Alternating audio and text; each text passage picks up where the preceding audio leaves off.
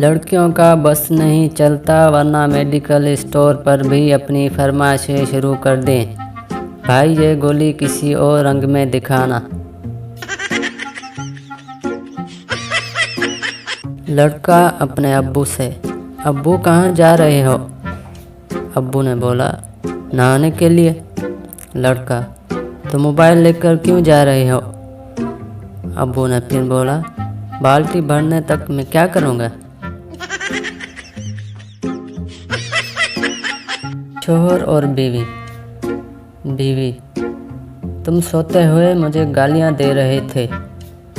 शोहर, तुम्हें गलत फहमी हुई है। बीवी, क्या गलत फहमी हुई है? शोहर, यही कि मैं सो रहा था।